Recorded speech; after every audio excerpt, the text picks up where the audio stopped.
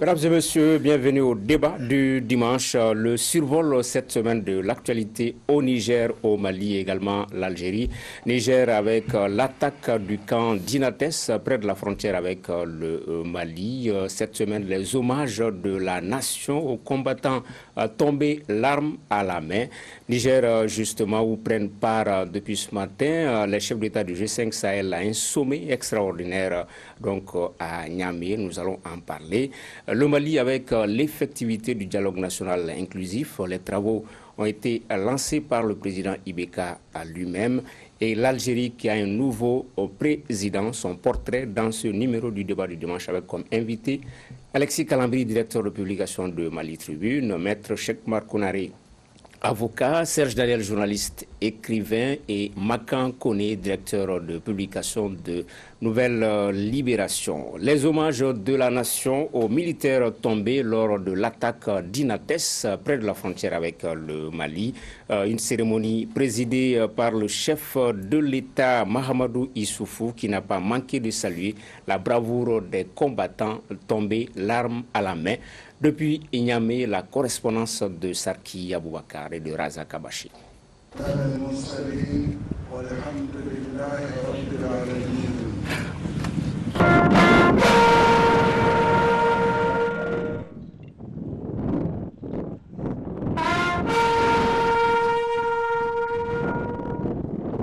Dans son intervention, le président de la République a salué la mémoire et le courage des soldats disparus avant de présenter ses condoléances et celles du Niger tout entier aux familles éplorées. Les armes à la main est une des meilleures fins. Vos familles sont aujourd'hui en pleurs, mais vos enfants seront toujours fiers d'être issus de parents de votre trempe. Oui, vos enfants seront toujours fiers de vous, car vous leur laissez le courage en héritage. Cette attaque du poste militaire de reconnaissance d'Inates intervient au lendemain de celle perpétrée contre le poste militaire de reconnaissance d'Agando, région d'Ottawa. En cette douloureuse circonstance, le président de la République a rappelé l'intérêt de combattre le terrorisme avec la dernière énergie. Le terrorisme a fait déjà des dizaines de milliers de victimes, pour la plupart des musulmans.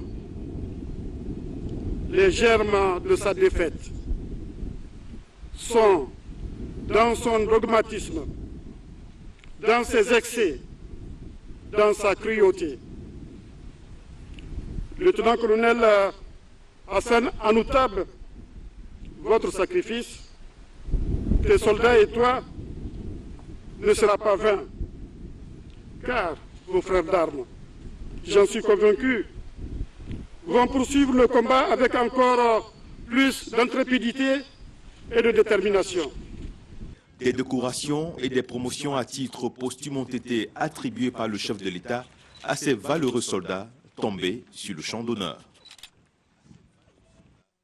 Voilà un reportage de Sarki Aboubakar et de Razak Kabaché depuis Niamey. Makan Kone, un premier commentaire à chaud sur cette attaque d'Inates, près de 70 morts. Absolument. Bon, moi je crois que c'est un peu la zone des trois frontières, comme on en parle ici assez souvent. Le Niger n'avait jamais connu ça auparavant. Mais ce que je voulais dire surtout, c'est que des scènes comme ça, on ne souhaite pas les voir, mais je crois qu'il faut quand même saluer l'hommage que le Niger a rendu à ses soldats. Et ça vous galvanise en tant que militaire, ça vous encourage pour aller au combat et lutter contre le terrorisme, en tout cas protéger les territoires. Maintenant, le reste, comme j'ai dit, c'est la zone qui est extrêmement dangereuse aujourd'hui. On sait que les terroristes, ils y vivent. Maintenant, Où est-ce qu'ils sont exactement? Je crois que ça, c'est des questions qu'on doit se poser. Sur cette zone, Mali, Niger, Burkina, tout le monde sait aujourd'hui qu'elle est infestée de terroristes armés, riches et tout.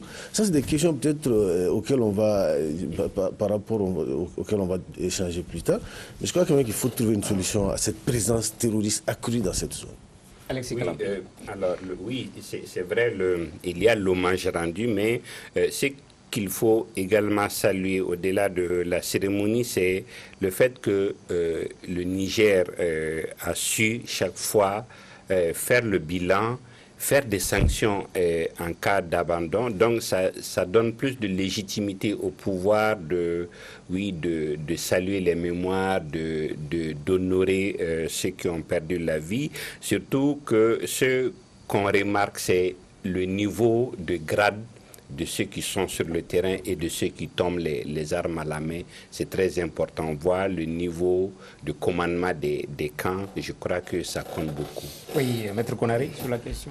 Je présente mes condoléances au peuple du Niger qui vit les affres de l'insécurité comme le Mali et le Burkina.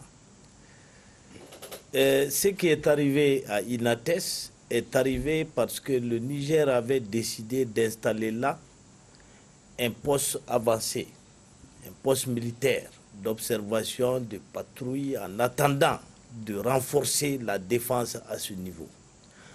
Or, cette zone, dite des 3 frontières, est infestée de terroristes, Magal l'a dit, mais elle est bordée d'une forêt de 70 km. C'est là le véritable sanctuaire des terroristes. C'est là qu'ils reçoivent tous les renforts venus d'un peu partout dans le monde, du Moyen-Orient, d'Afghanistan. Bref, c'est vraiment le nid des terroristes. Et les terroristes y tiennent tellement qu'ils ne veulent surtout pas que des armées s'approchent de ce lieu. C'est la raison principale de cette attaque. Il faut y ajouter que ces derniers temps, le président nigérien n'avait pas cessé d'indexer Kidal comme étant la source de toute l'insécurité au Sahel. Il fallait lui faire payer cela aussi. D'accord. Il y a eu beaucoup d'émotions lors de la cérémonie. 2 choses m'ont frappé. Vous savez, le chef de corps, le chef des troupes était commandant. Mais en fait, c'est un commandant qui était à la retraite. Donc, on lui avait demandé de rester, parce qu'on avait besoin de lui. Vous voyez un peu l'amour de l'armée, de la patrie. En plus, à titre posthume, ça m'a frappé aussi, on ne l'a pas bombardé général. Il était commandant à titre posthume, il est devenu lieutenant-colonel. Pour dire que dans l'armée, il y a des règles, ce n'est pas des capitaines bombardés général. Ça m'a vraiment frappé. L'autre chose, si vous faites attention à l'attaque de Inates, c'est un peu comme l'attaque de Boulikessi. À peu près le même système, avec une particularité quand même, c'est que les assaillants sont venus à l'heure de la prière, vers 18h. Donc, où quasiment tout le monde était en train de prier. Et l'autre élément, ils en auraient terminé, les experts estiment qu'il faut faire attention, qu'il n'y a rien à faire, qu'il faut estimer désormais qu'il y a des experts, des spécialistes de l'armement qui viennent, que ce soit de la Libye ou même du Levant, parce que les tirs d'obus étaient très bien précis, étaient très précis, j'allais dire très ajustés. Oui, Makan connaît peut-être comment expliquer le fait que depuis quelque temps, le théâtre des opérations se soit déporté intégralement sur la zone des 3 frontières. La collision des hélicoptères français, c'était là-bas, Tabankort, c'était là-bas. Depuis quelques semaines, on a l'impression que le théâtre des opérations s'est intégralement transporté vers la zone des 3 frontières. Qu'est-ce qui peut l'expliquer selon vous? Non, je crois que ça peut s'expliquer par l'argument que M. Konaré vient d'avancer, c'est-à-dire que la géographie et la zone qui est très très stratégique en termes de cache d'armes, il y a des forêts dans lesquelles ils peuvent s'engouffrer, ils peuvent se cacher et tout. Et puis il y a cela, il y a aussi autre chose, c'est que c'est quand même une zone quasi, je ne dirais pas totalement abandonnée, quasi abandonnée par certains États. En tout cas, il y a des postes avancés qui ont été qu'on a relevés. Donc je peux dire, ça favorise, en tout cas la zone est favorable à la pratique du terrorisme, entre guillemets. C'est-à-dire qu'ils peuvent bien mouvoir, ils peuvent bouger dans cette zone. Moi, je crois que c'est ce qui explique cela. Oui, Alexis Kalambi, Bourikessi, Mondoro, toutes ces villes-là, ces localités, c'est quasiment dans la même zone. Non, il faut pas oublier disons, les sources de revenus de ces mouvements djihadistes, c'est les trafics, la contrebande, les otages qu'il faut garder, qu'il faut sécuriser, et les trafiquants de drogue et autres choses, il faut pouvoir leur aménager des couloirs de passage. Donc, ils ont besoin de no man's land pour pouvoir passer facilement. Vous vous souvenez de Air Cocaïne dont Serge parle abondamment, vous vous souvenez de tous ces otages qu'on a libérés. Ils ont, et de moins en moins, on a l'impression, puisqu'on parvient à tracer les sources de revenus, à les bloquer souvent, l'apport financier extérieur. Donc, de plus en plus, on développe des sources de revenus internes, on développe des activités qui rapportent de l'argent localement. Donc, on a besoin de couloirs de no man's land. Je pense que surtout avec le fait que l'armée malienne a quitté l'Abzanga, il ne leur reste qu'à mettre la force sur le Niger pour pouvoir avoir un no man's land. Lorsque le nord du Mali était un entrepôt d'otages à l'époque, c'était une zone désertique. Donc là, c'était le désert, donc l'immensité de la région, mais en même temps, il y avait des massifs rocheux montagneux. Donc là, maintenant, nous avons quand même la stratégie des frontières. C'est-à-dire que ce que font les djihadistes, c'est qu'ils tapent ici, au Mali, ils vont au Niger, ils tapent au Niger, ils vont donc c'est le ventre mou des 5 pays, si vous voulez. Mais l'autre chose qui me paraît importante, c'est que vers la frontière entre le Mali et la Mauritanie, vous avez la forêt du Ouagadou. Et là aussi, vous avez des forêts dont tu parlais tout à l'heure, et ce qui fait qu'ils arrivent à facilement se mouvoir. Mais la particularité, c'est ça qui est nouveau aujourd'hui, ce ne sont plus des embuscades, c'est-à-dire qu'ils alternent embuscades et véritable opération militaire. C'est-à-dire que là, nous avons assisté à une véritable opération militaire avec visiblement des dizaines d'hommes, avec du matériel lourd. Et donc ça, quand même, je suis persuadé que la zone devient de plus en plus dangereuse parce qu'il y a plus de professionnels de djihadisme, plus de professionnels de la guerre, que ce soit asymétrique ou de la guerre classique, qui arrivent probablement de la Libye et pourquoi pas de la Syrie, si vous écoutez aujourd'hui ce que disait le ministre français des Affaires étrangères. Maître Konaré, Serge le disait, hein, le commandant du camp d'Inates, c'est lui qui avait choisi ces hommes qui étaient tous volontaires, donc les combats ont été âpres, ce n'était pas une partie de plaisir. Ça veut dire qu'en termes de puissance de feu, les terroristes également essaient d'être au même niveau que nos armées, sinon même plus. Ça, c'est le nouveau fait qui intrigue. Comment expliquer la puissance de feu des terroristes qui parviennent à avoir le dessus sur des camps entiers? On l'a vu au Mali, on l'a vu au Burkina Faso, aujourd'hui on le voit au Niger. D'où provient cette puissance de feu? Cette puissance de feu provient d'abord de la richesse des terroristes. Cette richesse repose sur les trafics de drogue, d'esclaves, d'armes, depuis la Libye jusqu'au Nigeria. Alors donc, si vous voyez que la zone des 3 frontières devient si dangereuse, c'est parce qu'elle se situe au carrefour de tous ces trafics. Si vous prenez, les armées parviennent à contrôler la zone des 3 frontières, les terroristes seraient privés de leur ravitaillement et de leurs sources de revenus. Donc c'est à titre préventif qu'ils frappent toujours ceux qui s'aventurent dans cette zone-là. Ce n'est pas tout. C'est que ça souligne, les Nigériens se sont très très durement battus.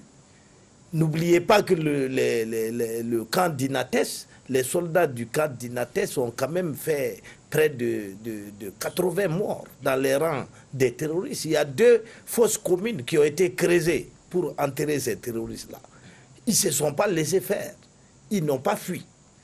Alors, donc, tout cela, c'est pour vous dire que la véritable stratégie de ces terroristes et de leurs alliés rebelles qui circulent là-bas au Mali comme au Niger, alors, leur véritable stratégie, ce n'est pas l'indépendance de créer un État indépendant dans cette zone. Ça, c'est un écran de fumée. Ce qu'ils veulent, c'est rendre la zone ingouvernable. Créer un no man's land où ils vont perpétuellement exercer leur art du trafic, leur art de l'anarchie. D'accord. C'est ça leur but. Alexis Calabri, on a également appris que les combats ont duré à peu près 4 heures. Inates, c'est à peu près 280 km de Niamey. Dans le Vox Populi au Niger, on ne comprend pas. On dit qu'il y a des Américains, des forces spéciales américaines là-bas, des forces spéciales françaises là-bas. En termes d'anticipation et peut-être d'action de soutien, au Niger, dans les villes Niamey et d'autres, on ne comprend pas peut-être cette passivité des forces étrangères. Peut-être pas passivité, mais justement, on comprend en voyant l'évolution disons, de comment les djihadistes se battent. On le disait tout à l'heure autour de cette table que avant c'était juste des coups de feu qu'ils venaient, ils faisaient fuir, mais maintenant, vous voyez comment les tirs sont précis, comment c'est... À la limite, ce n'est plus des guerrieros qui viennent faire le coup de feu mus par leur conviction d'aller au paradis seulement, mais c'est plus professionnel. Ils ont certainement eu soit des formations où ils ont bénéficié d'apports d'autres personnes. Et du coup, ça explique ça justifie du moins toutes les récriminations parce que quand vous lisez le rapport, les rapports qu'il y a eu, on a dit ils ont commencé d'abord à pouvoir détruire les moyens de communication, les réserves de munitions, et pour faire en sorte que les gens ne puissent pas se battre. On a dit, malgré tout, le commandant a quand même pu faire sortir un véhicule pour aller alerter. Donc, le temps, justement, que ça atteigne, ça prend du temps. Mais, oui,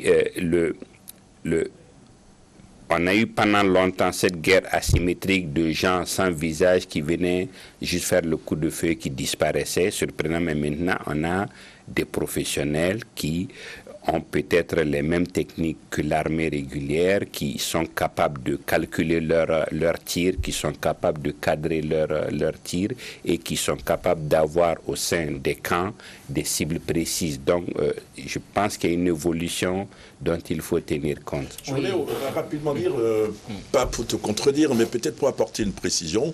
De plus en plus d'experts expliquent aujourd'hui qu'il y a une différence d'approche entre Al-Qaïda au Maghreb islamique et l'État islamique dans cette zone, même si ils sont djihadistes et qui combattent entre eux.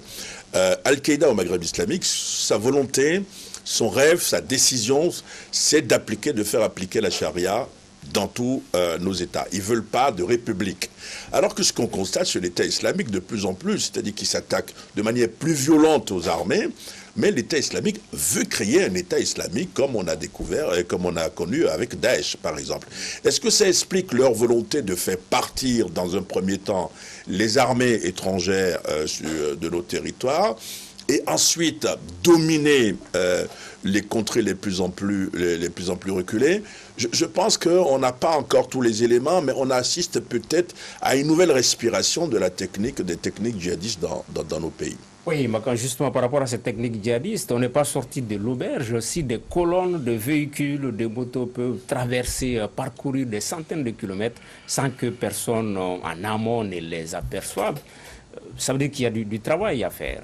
Absolument, ça c'est la sempiternelle question que l'on se pose, qu'on ne comprend pas que ça se passe. On a souvent parlé de rebelles qui ont quitté la Libye pour se retrouver... Et une base de drones également au Niger. Tout ça, ça explique un peu le sentiment d'air qui s'élève contre la présence étrangère dans nos pays. Mais moi, on ne peut pas exactement dire comment est-ce que, pour que ça se passe. Tout ce qu'on peut dire aujourd'hui, c'est que c'est incompréhensible. Il est incompréhensible qu'on ne puisse pas anticiper. Mais ça, c'est pas il ne faut pas jeter la pierre qu'aux étrangers qui sont chez nous. Et pour que nous-mêmes, nous ne parvenons pas, en termes de renseignements, en termes en tout cas de pratiques militaires et tout, même policières, de comprendre, prévenir les attaques, voir on a des populations. C'est pourquoi on l'a dit, il faut associer les populations à la lutte contre le terrorisme. Les populations, elles peuvent nous informer. Le mouvement des troupes, ça, c'est des solutions banales, mais qui peuvent être importantes.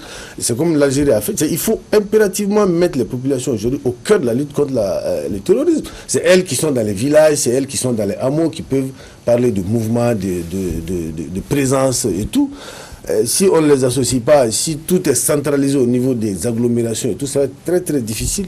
Oui, pour Inates, comme pour abonner dans le même sens qu'Alexis, on a d'ailleurs appris qu'ils ont eu des renseignements du camp qui ont prouvé qu'ils ont déjà des problèmes de communication, parce que Inates avait été attaqué il n'y a pas longtemps, où il y avait eu des problèmes de communication. Ça pose aussi le problème de gouvernance. C'est-à-dire que une position aussi sensible ne peut pas ne pas avoir des moyens de communication extrêmement sophistiqués, je veux dire quoi. Oui, Maître Kourare, par rapport à la mise à contribution des populations dans ces localités-là, on a l'impression que les djihadistes sont mieux ancrés, ils ont doublé l'État en termes de présence, ils ont plus de prégnance et ils sont imbriqués dans les populations. Ils sont plus présents que l'État dans ces localités-là, les djihadistes. Bien entendu. Ici, ces zones-là ont été abandonnées depuis des décennies par les États. Les terroristes ont infiltré les populations. Et aujourd'hui, quand vous donnez des informations aux armées régulières, les représailles suivent. Ce n'est pas tout. Ces populations savent que nos armées ne sont pas permanentes dans la zone et contrairement, et nous commettons l'erreur de ne pas créer des postes de police et de gendarmerie qui sont par définition plus proches des populations. Nous aménageons des camps militaires qui sont déconnectés des populations. Et ces populations ne font pas non plus confiance dans l'appareil étatique, notamment en termes de justice. Une très mauvaise justice est rendue dans les zones reculées du Mali. Donc pour toutes ces raisons, les populations vivent dans la terreur. Si elles ne vivent pas dans la terreur, elles sont complices, n'est-ce pas, des forces terroristes qui rôdent dans les parages. Alors, juste pour dire que le débat est très intéressant, mais peut-être que les choses vont changer. Vous savez que des chefs d'État... Oui, c'est la deuxième partie de... Voilà. Oui, non, moi, c'était pour dire effectivement que quand c'était juste une Kalachnikov qu'on pouvait cacher sous les boubous et passer à moto, à la limite, il n'y avait pas de... On pouvait excuser qu'on ne puisse pas les sous. Mais maintenant que c'est des armes lourdes qu'on trimballe sur des kilomètres, et c'est des colonnes, et que normalement nos territoires sont quand même surveillés 24 heures sur 24, on ne comprend effectivement pas qu'on ne soit pas capable de... Même ici, à Bamako, la ville est surveillée, il y a des caméras qui... Ok. Depuis ce matin, les chefs d'État du G5 Sahel sont à Niamey pour un sommet extraordinaire, histoire d'accorder les positions dans la perspective de la rencontre de Pau en janvier prochain. Mais avant, ils se sont inclinés devant la tombe des soldats tombés sur le front. Et là-dessus, nous écoutons le président du FASO, président en exercice du G5 Sahel, Roch Marc Christian Kaboré, au micro de Sarki Abouakar.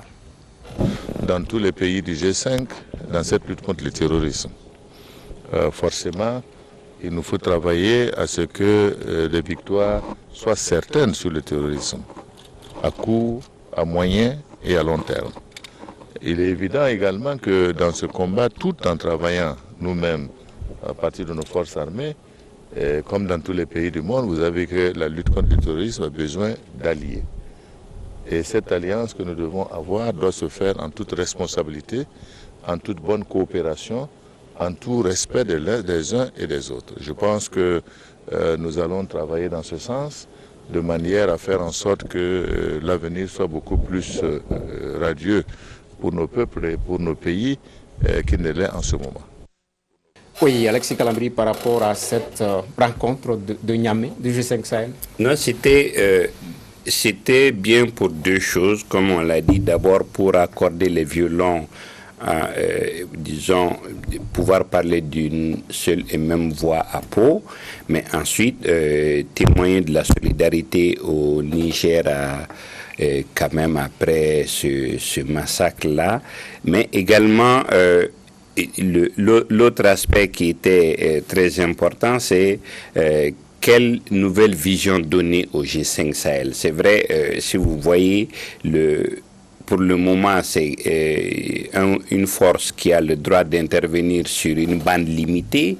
Si vous avez vu les passes d'armes entre le Mali et le Burkina, parce qu'on n'a pas le droit de poursuite, pour moi, il y a également énormément de problèmes qu'il faut encore régler au niveau du G5 Sahel. On a vu au-delà du financement, au-delà de la limitation des zones d'intervention, je pense qu'il y a un grand aspect juridique qui semble être mis sur la table maintenant, parce que oui, on n'a pas à s'arrêter à la frontière et laisser les gens parce que c'est sur un territoire étranger. Oui, Makan, il y a lieu d'harmoniser les modes opératoires à l'interne au niveau du G5 Sahel, parce qu'il y a un paradoxe. Autant on a vu forces armées maliennes et nigériennes combattre à Tabankort, mais on a été un peu surpris quand on a entendu cette histoire de droit de poursuite au niveau de la frontière Mali-Burkina Faso. Peut-être qu'il faut aplanir les choses à l'interne du G5 Sahel, d'abord même,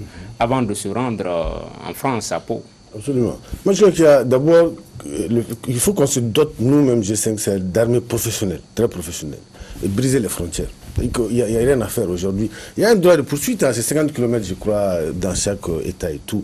C'est pourquoi je parle d'armées professionnelles. Le droit de poursuite ne veut pas aussi dire laisser des militaires du Niger ou du Burkina venir faire, excusez-moi, ce qu'ils veulent en territoire malien, non. C'est pourquoi il faut impérativement... Et vice-versa. Oui, vice-versa.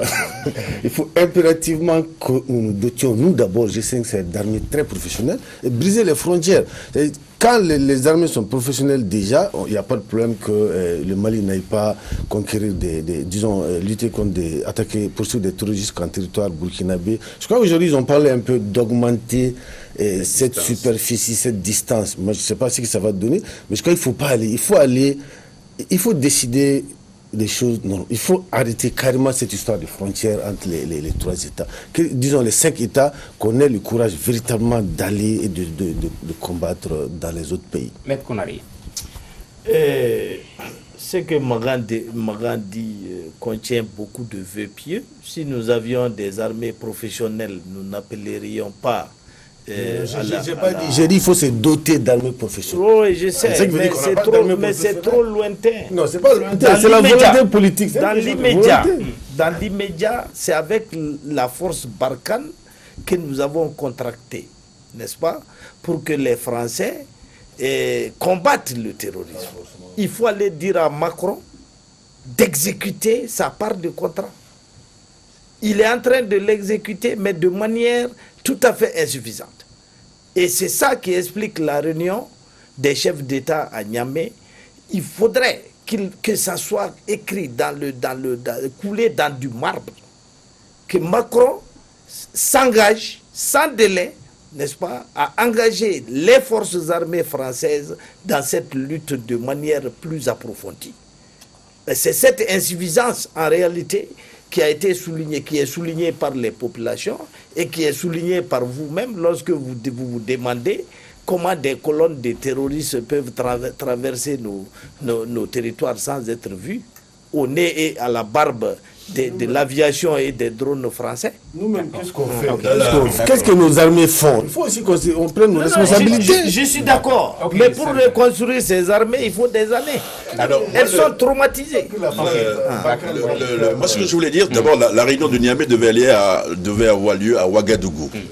C'est parce qu'il y a eu le drame de Niamey que les chefs d'État ont décidé d'aller à Niamey présenter leurs condoléances et tenir en même temps cette rencontre là-bas. Ensuite, cette rencontre, c'était en prélude à la rencontre qui devait avoir lieu de Pau.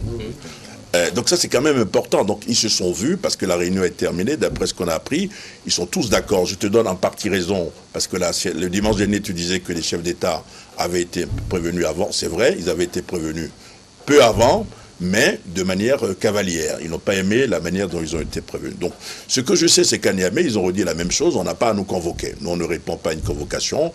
Le président de la République française a bien fait les choses puisqu'il a envoyé à chacun une lettre. Si vous permettez, dans la lettre confidentielle du Mali cette semaine, je publie la lettre de Macron adressée à Ibeka. Donc, ça, c'est très important. Donc, ensuite, ils vont quand même dégager, contrairement à ce que l'on pense, ils ne comptent pas sur l'extérieur pour régler leurs problèmes. Ils comptent sur eux-mêmes. D'après ce que je sais, en principe, les troupes tchadiennes vont venir dans le Liptako-Gourma. Ça, c'est une décision prise. Il faut confirmer peut-être, mais je pense, d'après ce que j'ai appris, il va y avoir un renforcement du dispositif G5 dans le Liptako-Gourma, sur les 3 frontières, et avec la présence, d'après ce que j'ai appris, des troupes tchadiennes. Je veux dire que nos pays, les pays, il faut arrêter aussi de penser qu'ils attendent tout, ou il faut attendre tout de l'extérieur. Ce qu'ils avaient demandé, c'était un mandat assez fort pour le G5, et les moyens pour défendre. Et moi, je peux vous dire que, contrairement à ce qui se dit, c'est vrai, il nous faut des drones, c'est vrai, il faut la surveillance, c'est vrai, il faut les informations.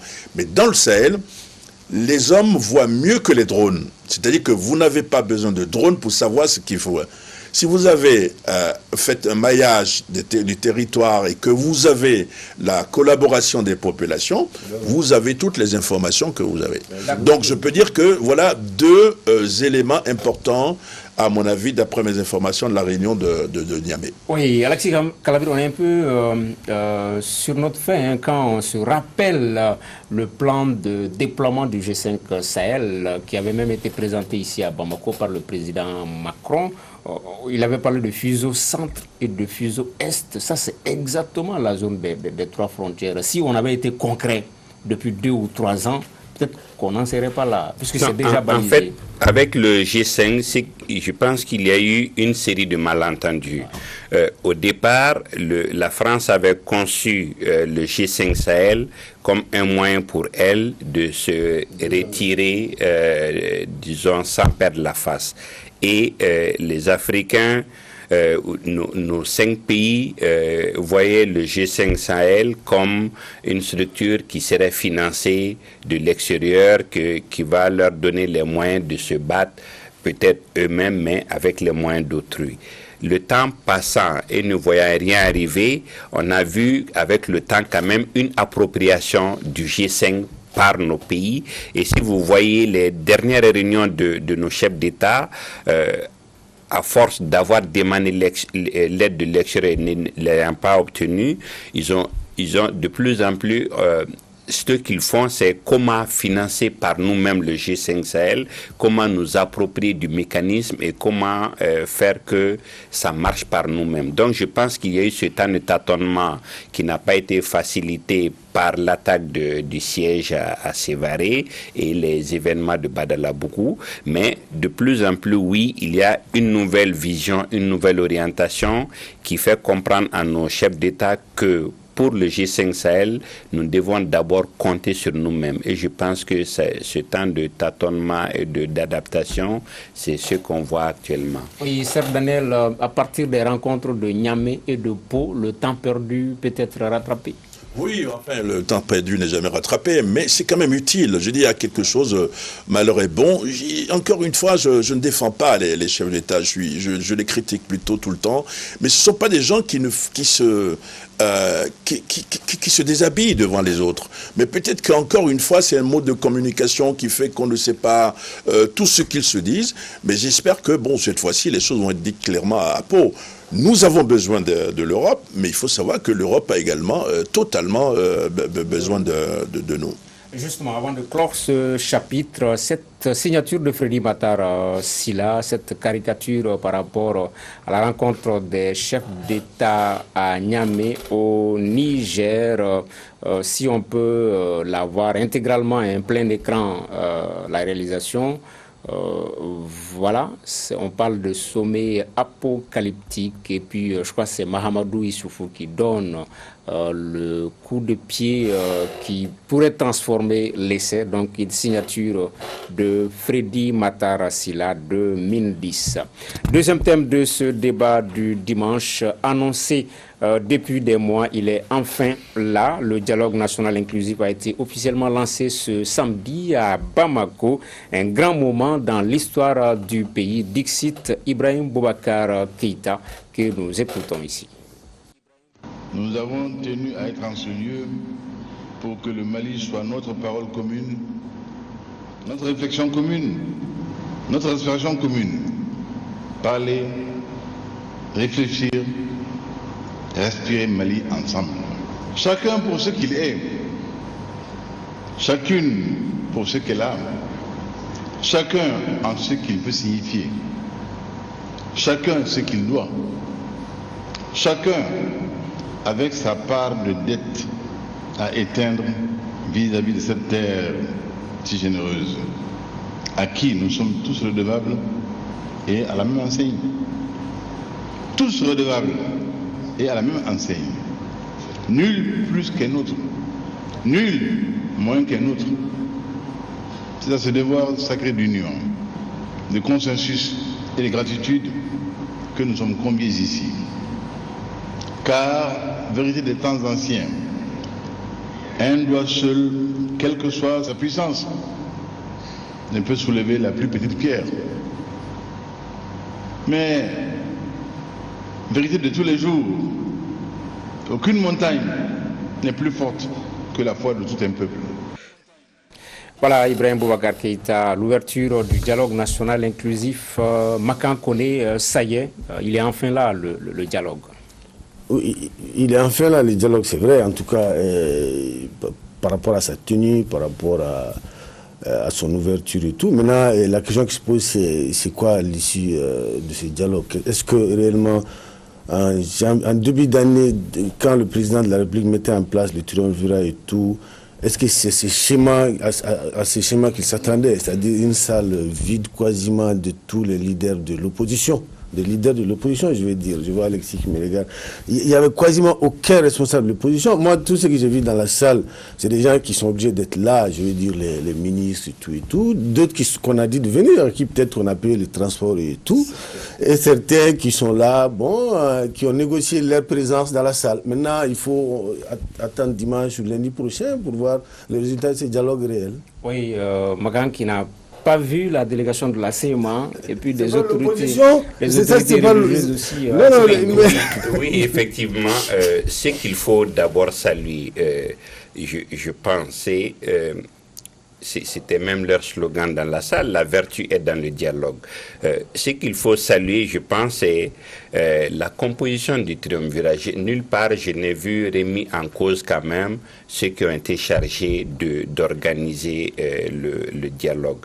Ensuite, bon, ils n'ont pas réussi à amener l'opposition, ils ont amené quand même les mouvements armés. Je pense que oui, c'est déjà une demi-teinte. Ça aurait été bien que l'opposition soit là, que tout le monde puisse parler, au moins que tout le monde puisse dire ce qu'on veut dire. Ça donnait plus de légitimité de mon point de vue aux résolutions.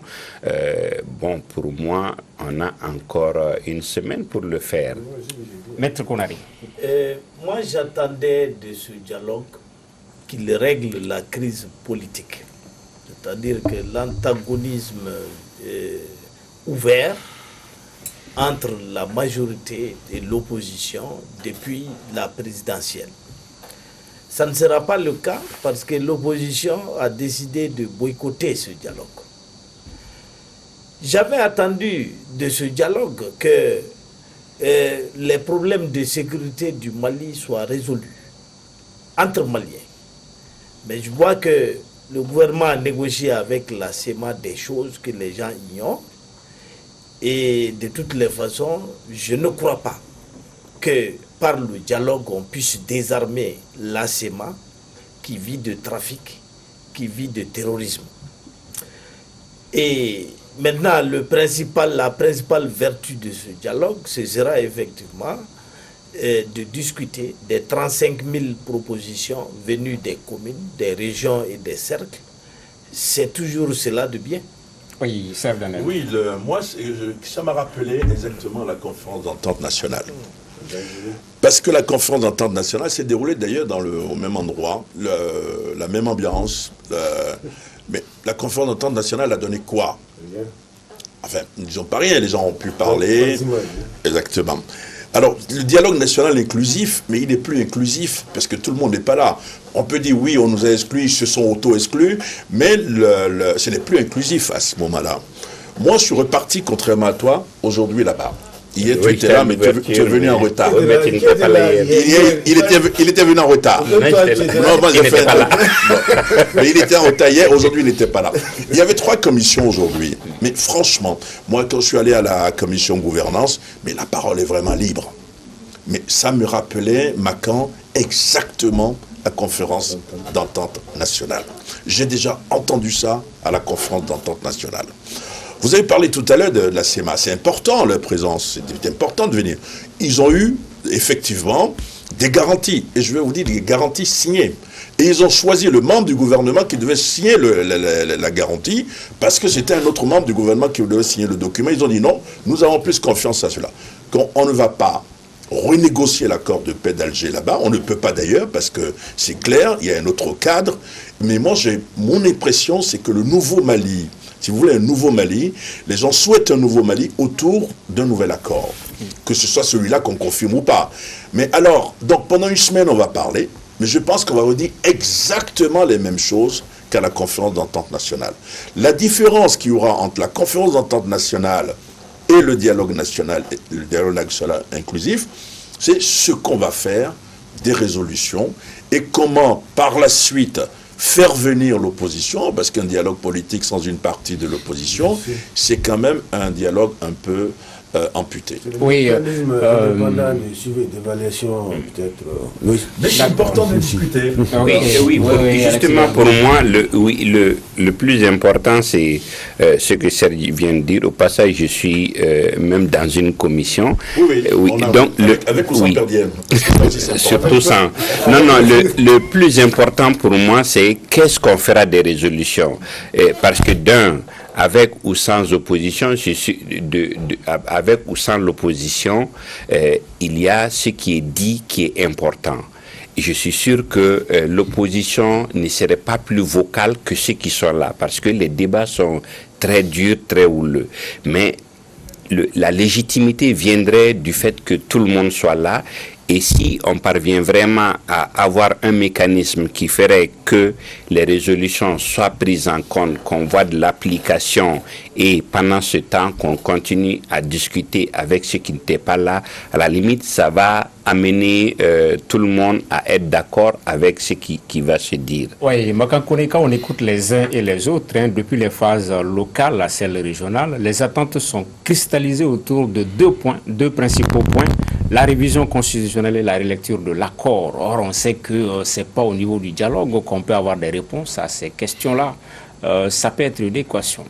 Moi, je crois que même par rapport à l'accord, on peut se mettre d'accord pour réviser l'accord à partir de l'article 65 de ce même accord qui parle de la conditions, qui établit clairement le cadre pour. Moi, je crois que le membre du dialogue. Le dialogue peut formuler des propositions. Le dialogue peut parler de ça, on peut parler de cela. Maintenant, pour le référendum également, moi, je crois que c'est quand même bien. Qu'au cours, on l'a vu, Serge a fait allusion à la conférence d'entente nationale. Au cours de la conférence d'entente nationale, des gens sont venus. On peut continuer à démarcher, à discuter, à parler avec les gens pour que le maximum, en tout cas, de personnes viennent et pour que ce soit le plus inclusif possible, le plus large possible. Maintenant, les gens qui vont composer le mécanisme indépendant de suivi et d'évaluation, ils sont aussi très importants. Il est impérieux, il est très important que dans ce cadre également, il y a des représentants de l'opposition. Peut-être qu'ils peuvent accepter d'adhérer à ces cadres pour avoir un œil sur la mise en œuvre, un peu l'application, le suivi des... Ça, c'est important. Qu'ils soient au moins membres, on fasse en sorte qu'ils figurent dans le mécanisme indépendant de suivi, là. Oui. C'est-à-dire qu'on joue très serré. Parce que les députés sont là jusqu'au mois de mai. Je pense que ça va être difficile de proroger encore une fois leur mandat. Quand vous entendez les commentaires, les gens ne sont plus d'accord. Donc, Tangara, le problème, c'est terminer le dialogue national inclusif, prendre en compte ce qu'on dit, faire le référendum, et si vous faites le référendum, c'est pour valider l'accord de paix d'Alger. Alors comment, Alexis, vous allez renégocier l'accord de paix d'Alger avant de faire le référendum? Ça va être un peu... Non, pour moi, il y a toujours une parade. Hein. Si vous voyez le CSA qui a été reporté avec Sinédié, d'accord, avait ça c'est compliqué hein. Voilà. Oui, les avait Algériens ne sont pas contents. Oui, avait dans son ordre du jour le principe de la révision de l'accord d'Alger. De redéploiement de l'armée. Vous m'avez sauté. Oui, on a fait exprès. On a fait exprès. C'est ça que le patron. Tangara est mon ami. J'ai demandé la parole. J'ai demandé la parole. Donc le CSA, pour moi, si le CSA adopte le principe au CSA, que tout le monde adopte le principe qu'il faut réviser l'accord, si à la conférence, disons au dialogue, on avait fait des propositions, ça facilite déjà pour la suite. Donc pour moi, l'agenda est encore tenable. Oui, un dernier mot là-dessus, maître. Vous savez, moi je ne crois pas à l'accord d'Alger et je ne l'ai jamais caché.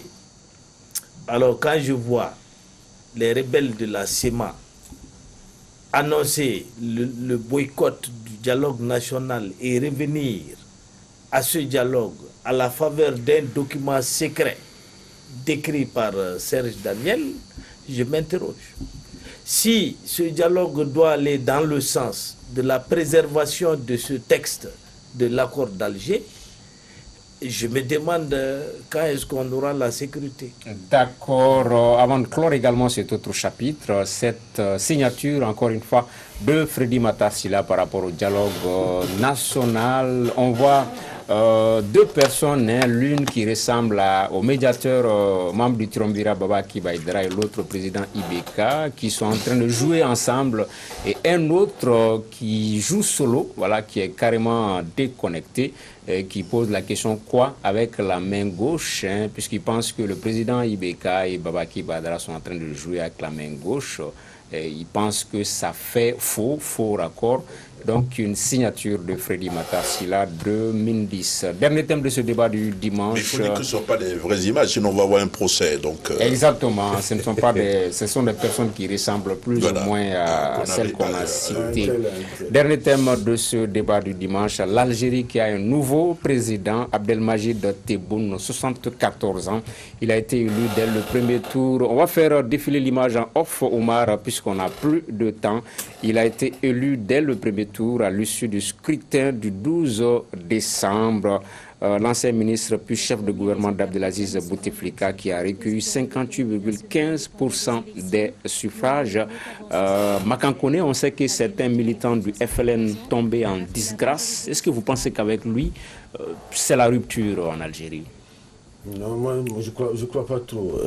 Je crois que c'est un peu la continuité. Bah, vous savez, ce système est quand même resté plusieurs décennies. C'est pas facile de les déboulonner comme ça, mais je crois que la rue peut quand même mettre la pression un peu pour que ça soit pas exactement la même chose et qu'il y ait en tout cas des améliorations, des changements dans la gouvernance et tout. Je voulais saluer l'intérêt que nous, Maliens, nous portons en tout cas à cette élection, parce que l'Algérie, c'est quand même l'un des parrains de notre accord. Je crois que ça va peut-être plus ou moins, en tout cas, avoir un impact sur la suite de notre accord. Alexis. Oui, c'est une révolution ratée chez les Algériens, ratée ou confisquée, parce que c'est vraiment le système. Vous savez, Bouteflika, je dirais, il n'y a même pas de système Bouteflika, c'est un système. L'Algérie, c'est une république des colonels, j'ai toujours dit. Il y a une prééminence de l'armée surtout. Et ils l'ont démontré en pouvant encore mettre un homme lige. Et oui, on avait de l'espoir au Mali en se disant qu'il y aurait une vraie insurrection, que la rue allait pouvoir imposer un nouvel ordre qui allait permettre, disons, à la sous-région une respiration et au Mali de pouvoir traiter différemment avec ce qui serait là. L'Algérie, c'est la puissance militaire sous-régionale avec laquelle on n'a rien à faire, il faut compter. Oui, le président élu, c'est Bouteflika bis. Vous aurez noté que, très étrangement, le plus grand parti d'Algérie, le Front de Libération Nationale, n'avait pas présenté officiellement de candidat. En réalité, son candidat, c'était Tebboune. Et Tebboune, c'est aussi le candidat de l'armée. Donc c'est un homme du système qui s'installe aux commandes de l'État. Il va engager le bras de fer avec la rue. On ne sait pas qui aura le dessus. Moi, très rapidement, il y a quand même une nouveauté dans ces élections. C'est la première fois on a élu en Algérie quelqu'un qui n'est pas du FLN, c'est-à-dire quelqu'un qui n'a pas pris les armes, qui n'est pas du FLN, qui n'a pas pris les armes pour lutter contre la colonisation. C'est la première fois. Tous ceux qui sont passés, c'était des apparatchiks, c'était des gens qui ont un passé, ils ont une gloire. Bouteflika, les autres, si vous prenez, voilà. Ça, c'est nouveau. C'est peut-être pour dire qu'ils sont quand même, malgré tout, en train de tourner la page. Ça, c'est important. Mais après ça, c'est un match plutôt amical. C'est comme si je livrais un match avec Konaré. Donc les passes sont millimétrées. Voilà. Il accepte que je devienne président. Et c'est arrangé. Bon, voilà. Donc voilà. On va même rester avec vous, Serge Daniel, pour parler de la lettre confidentielle, le numéro de cette semaine, avec en image déjà, voilà, le langage de la vérité. Ça, c'est bien, merci d'avoir diffusé ça. Ça, c'est la lettre d'invitation reçue par le président Ibeka. Là, il y a un autre dossier, c'est l'histoire de Birama Touré, le journaliste disparu. Il y a un rebondissement. Et il y a un autre article, ça c'est intéressant, sur ceux que j'appelle les fonctionnaires hommes d'affaires. C'est-à-dire, vous avez des fonctionnaires au Mali qui créent des sociétés, qui sont les premiers fournisseurs de ces sociétés-là. Et donc, si vous voulez lire ça, c'est dans la lettre confidentielle du Mali et non dans Mali Tribune. Est-ce qu'on peut dire un tout petit peu plus sur le rebondissement dans l'affaire de Birama Touré? Alors, rapidement, je ne sais pas ce que ça va devenir, ce Birama Touré, mais je sais de manière précise qu'il y a 2 personnes qui ont quitté le territoire national pour se rendre à l'étranger et qui ont dit que ces personnes, bien sûr, qu'elles veulent faire des révélations. Ce ne sont pas des gens qui sont partis. Ce que je dis, ça date d'il y a quelques semaines. Oui, mais Mali Tribune avait déjà traité la question. Non, Mali Tribune avait traité la question parce que de Birama, il y a le procureur qui envoie une commission rogatoire officiellement en France rencontrer les protagonistes. Mais pas ceux qui viennent de partir. Nouvelle Libération aussi en avait parlé. Ils sont tous jaloux Tangara parce que... Mais il y a quelques temps de cela. Le seul qui n'est pas jaloux, c'est Konaré. D'accord. Ok. Ce sera donc le mot de la fin. Merci d'avoir suivi ce débat. Nos invités étaient M. Chekbar Konaré, avocat, Alexis Kalambri, directeur de publication de Mali Tribune, Makan Kone, directeur de publication de Nouvelle Libération, Serge Daniel, journaliste, écrivain, 21h politique, le débat, qui va revenir sur ces violences au niveau de la frontière des 3 pays, un débat tripartite avec la présence d'un Malien, Boubou Doucouré, responsable de la communication à la primature, et Idrissa Diko, journaliste burkinabé, et également Maman Zakara du Niger. Ils vont parler de la situation dans la frontière des 3 pays, soutenue bien entendu par les communautés nigériennes et burkinabés vivant au Mali. Un débat interactif à 21h, politique, le débat avec Robert Dissa. Quant à nous, on vous donne rendez-vous dimanche prochain, Inch'Allah, pour un autre débat sur la Panafrique.